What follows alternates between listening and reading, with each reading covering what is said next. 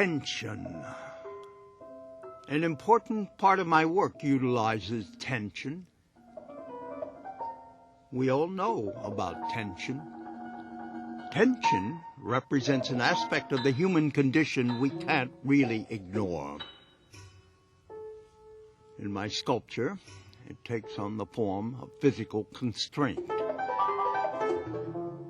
When I stretch rope tightly over forms or recesses, in a sense, tension becomes visible. Actually, energy results. Potential energy, as a physicist would say. I find energy essential to the vitality of this work. Perhaps it's that way with all living things, because as you see, at best, I think of art as a living thing. The rope and hardware that I use in my pieces sometimes seems to transcend their utilitarian function. They start to take on their own aesthetic importance. They become sculpture in themselves. I like to think of these fixtures, we'll call them, as focal points. They help in calling attention to forms and recesses that they overlay. These constrictive elements become bonded to the forms of the work. They really become a physical part of the sculpture. I find the process brings energy, an incredible energy, to the surface of my pieces. You know, the human animal is unique. It coexists with an industrial, computer-driven complexity of its very own, a ubiquitous organism within an ever-expanding, ever-decaying maze.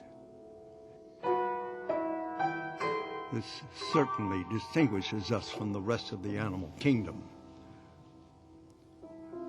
This complexity, this coexistence has always piqued my imagination.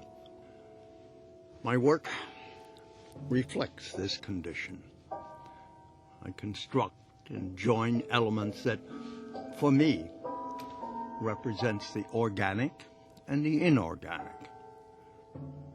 Primarily, the big rectangular forms represent the inorganic or industrial.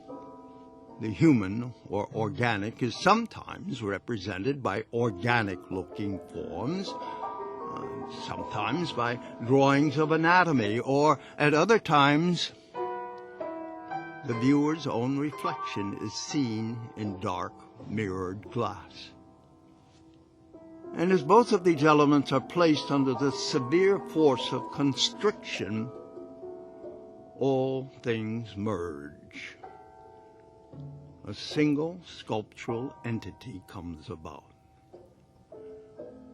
They must, when joined together, form a singular statement, one that is intended to call attention to the human, trapped within an environment of its own making.